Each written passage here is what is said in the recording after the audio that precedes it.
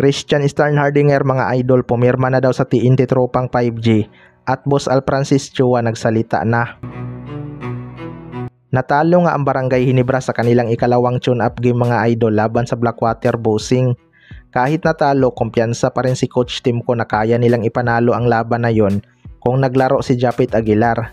Hindi ko lang alam kung bakit hindi ito naglaro mga idol, baka may injury ito o baka pinapahinga lang ni Coach Timko.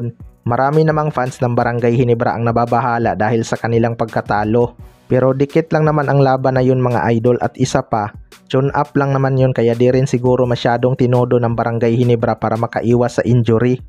Ang purpose lang naman ng tune up game ay masubukan ang kanilang mga bagong player na sina Sunny Steele at Norbert Torres. So far maganda naman ang performance si Sunny Steele bilang rookie. Sana madala niya yan sa official game para makuha niya ang tiwala ni Coach Timko. Ayon naman kay Boss Al Francis Chua mga idol ay walang dapat na ipag-alala ang mga fans dahil gagawin naman nila ang kanilang makakaya. Pero kung may injury si Japit Aguilar mga idol, baka magiging problema nila ang painted area. Hindi naman pwedeng iasa kay Norbert Torres ang ilalim dahil kayang-kaya lang ito ng ibang big man. Iba pa rin kasi ang pressure na kayang ibigay ni Japit Aguilar knowing na isa itong shot blocker.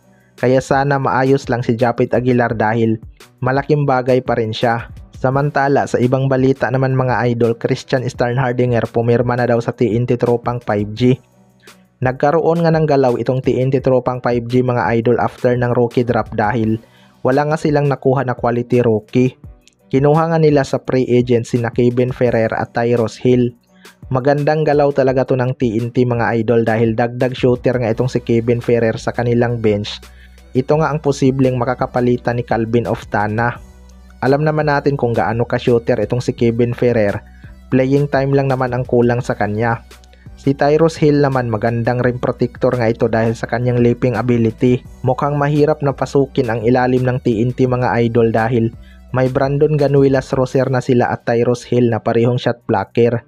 Idagdag mo pa si Jeyo Halalo na binabalak din kunin ng TNT. Ayon nga sa source ay pumirma na din daw itong si Sistan sa TNT tropang 5G.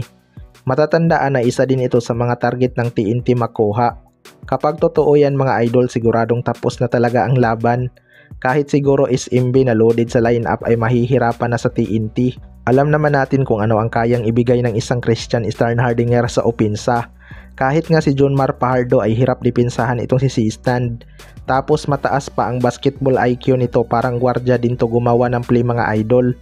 Pero wala pa namang official report ang panig ng TNT kaya sa ngayon rumors pa lang ito.